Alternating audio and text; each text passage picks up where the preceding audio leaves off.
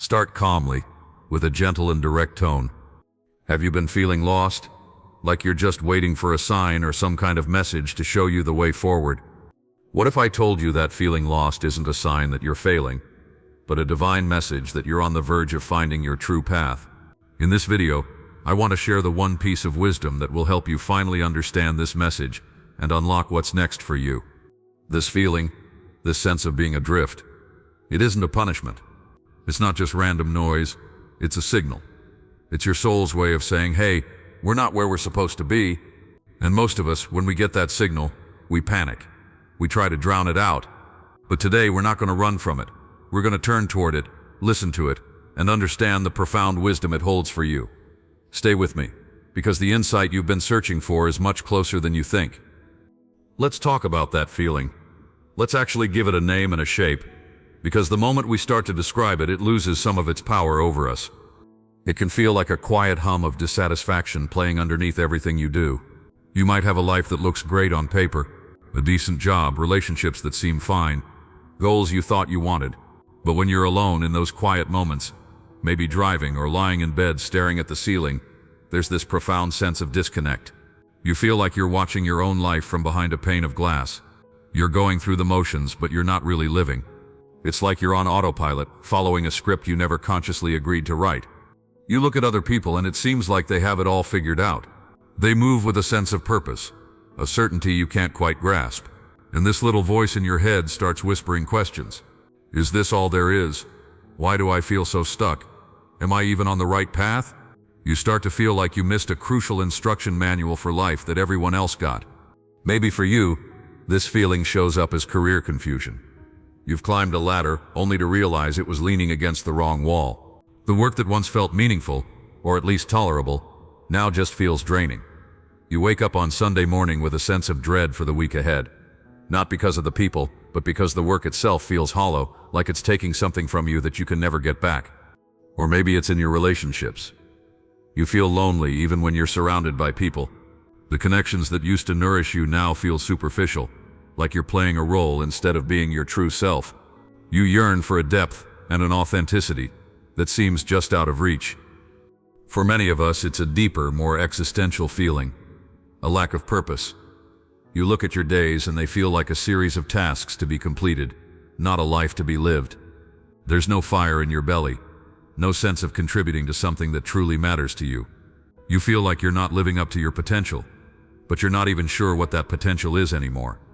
And when we feel this way, what do? We start searching, desperately. You start looking for signs from the universe everywhere. A song on the radio with just the right lyrics, a recurring number on the clock, a chance encounter with a stranger. You might open a book to a random page, just hoping for a sentence that will give you the answer. You're looking for a cosmic breadcrumb trail to follow, some external proof that tells you, yes, go this way, or no, turn back. But this frantic search for external signs just leads to more confusion. A sign that felt so profound one day is contradicted by another the next. You end up in a state of analysis paralysis, waiting for a sign so clear, so undeniable, that you can't possibly get it wrong. But that thunderclap of certainty rarely comes. Instead, the world stays silent, and the feeling of being lost only gets deeper. You feel like you're shouting into a void, asking for guidance, and all you hear back is the echo of your own uncertainty. I know this feeling intimately because I've lived it. I remember a time in my life when, from the outside, everything looked perfect. I had a promising career, lived in a great city, and had a solid circle of friends. I'd checked all the boxes I was told would lead to a happy, successful life. And yet I was deeply, profoundly miserable. I'd wake up each morning with a heavy feeling in my chest, like lead. I felt like an actor in a play about my own life. Every smile was forced. Every conversation felt scripted. I'd walk through crowded city streets and feel utterly alone. The life I was living felt like a suit that was 2 sizes too small.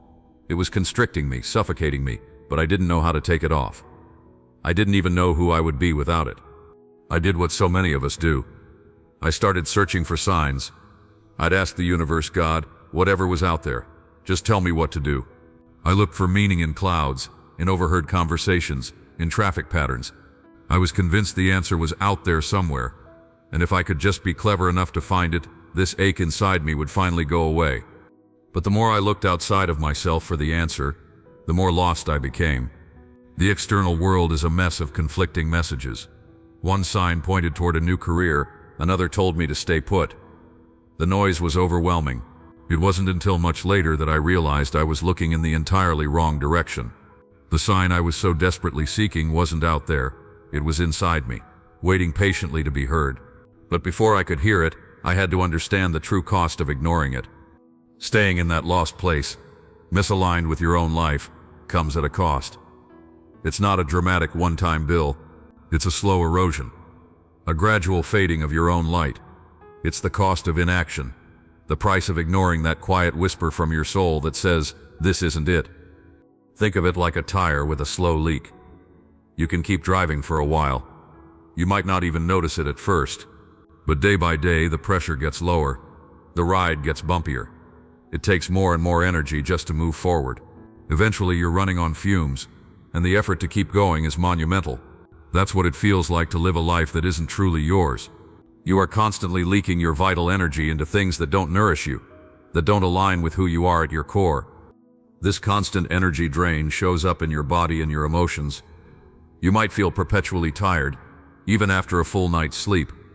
There's an unexplained anxiety or restlessness that follows you around like a shadow, a low-grade hum of unease you can't quite name. You might become more irritable, snapping at people you love for no good reason. Things that used to bring you joy now feel like chores. That hobby you once loved now gathers dust. The world starts to lose its color. Everything feels a little muted, a little gray. Then there's the mental toll. You get stuck in a loop of what-ifs and could-have-beens. You replay past decisions, wondering where you went wrong. You imagine alternate versions of your life where you were braver, where you listened to that little gut feeling you had years ago. This mental chatter is exhausting. It keeps you trapped in a past you can't change and a future you're afraid to create. You end up living in a state of quiet regret, haunted by the ghost of the life you feel you were supposed to live. This feeling of being stuck doesn't just affect you, it ripples out. When you're not aligned with yourself, you can't be fully present with others. You might be physically in the room, but your mind is a million miles away. Your loved ones may sense a distance, a barrier they can't break through. You want to connect, you want to be there for them, but you feel like you're operating from a depleted battery. You have nothing left to give because you're spending all your energy just trying to hold it together. To cope, we often turn to numbing. We develop strategies to avoid the silence where the uncomfortable feelings live. It might be endless scrolling on social media, binge-watching an entire series in a weekend, overworking until you're exhausted, or using food, drink, or shopping to fill that void. These aren't character flaws, they're survival mechanisms.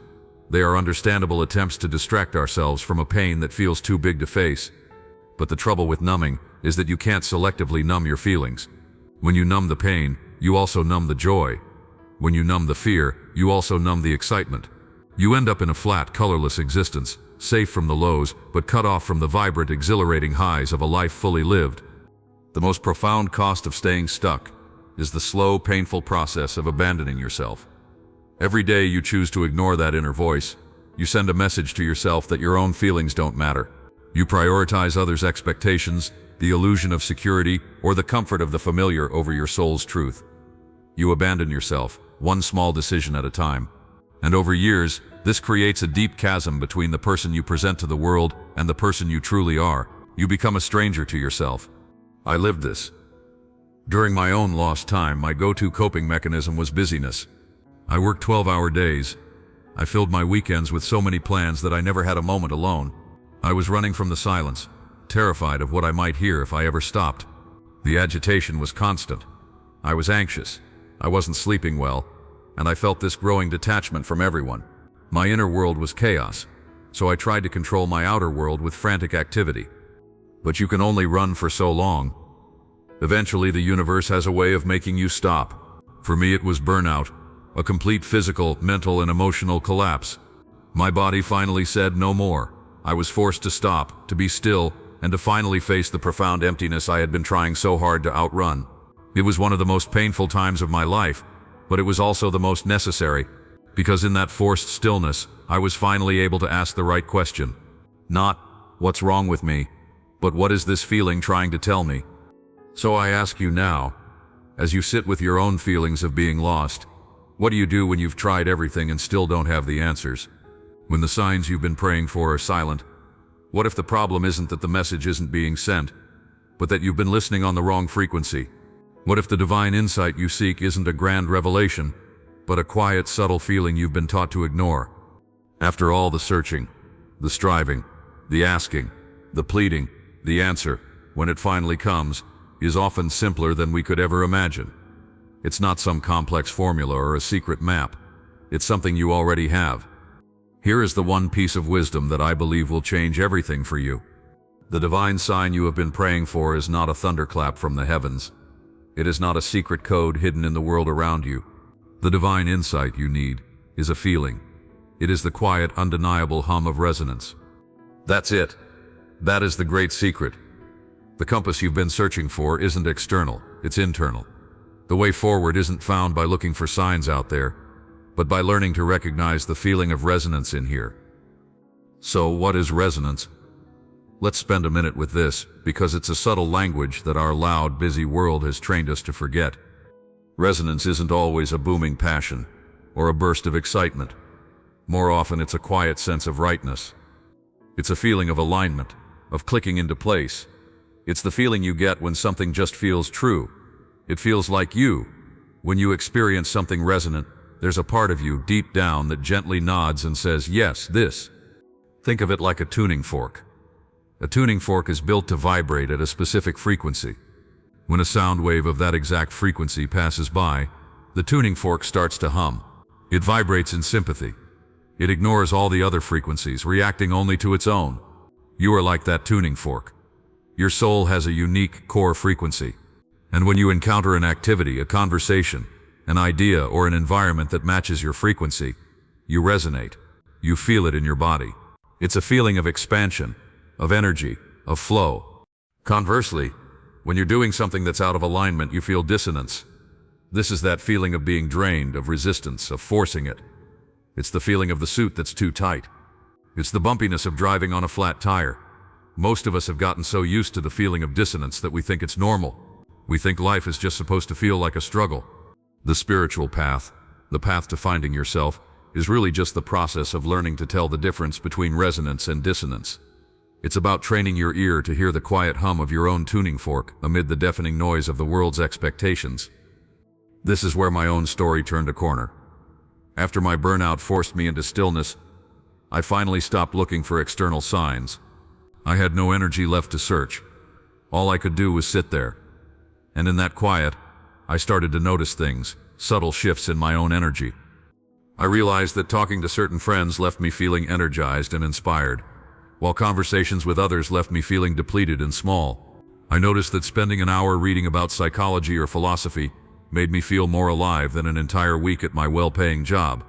I noticed that walking in nature, even just in a small city park, calmed the anxiety in my chest in a way nothing else could.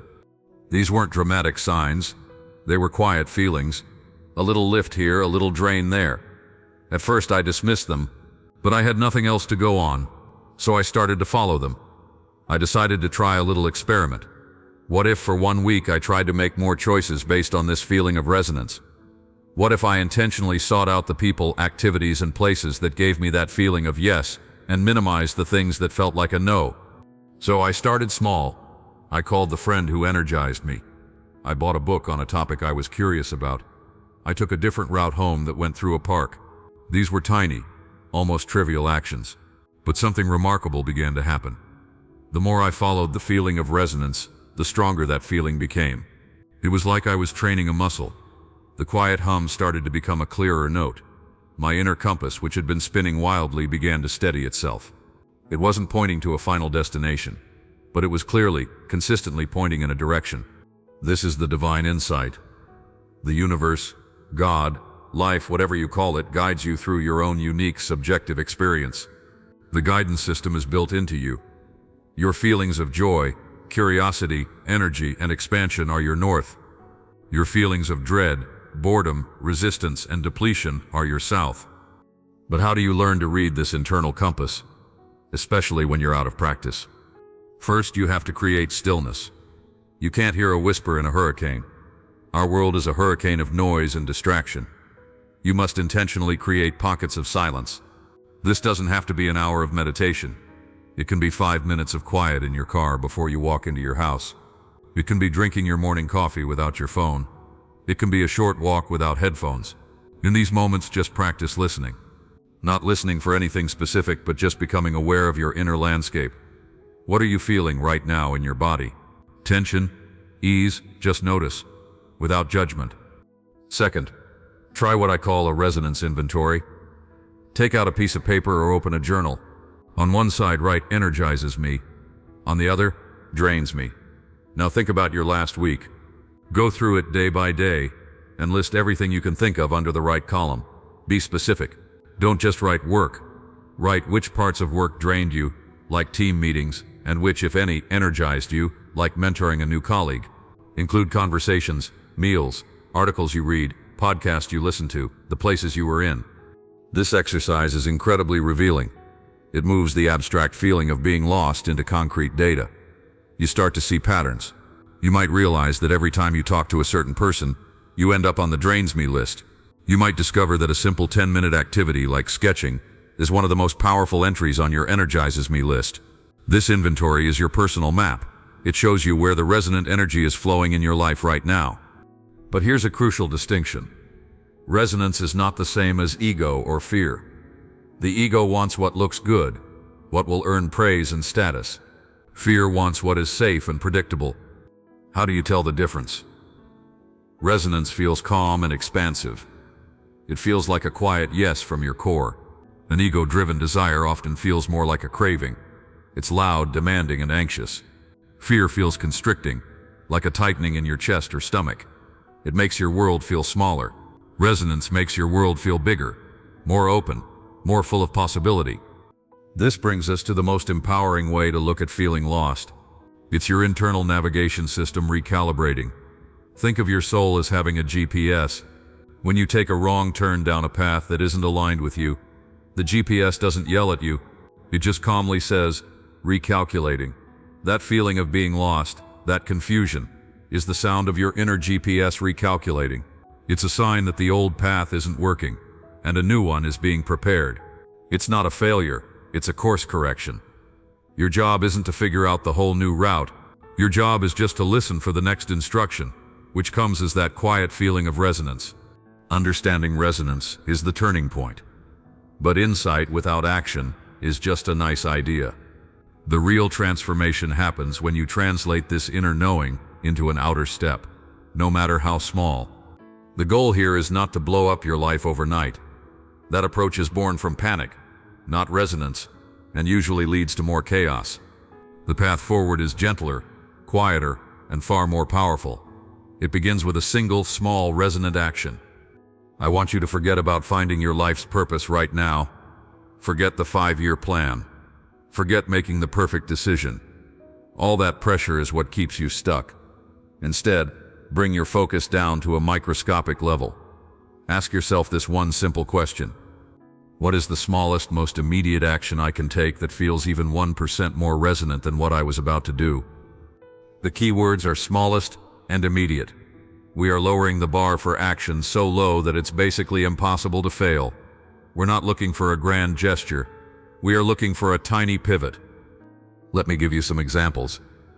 If you've discovered that writing feels resonant, the action is not quit my job and write a novel. That's terrifying. The smallest resonant action is open a notebook and write one sentence, or even just put the notebook on your desk. If you've realized that nature energizes you, the action is not plan a week-long hiking trip. The smallest resonant action is step outside for 5 minutes without your phone and look at the sky, or buy a small plant for your desk.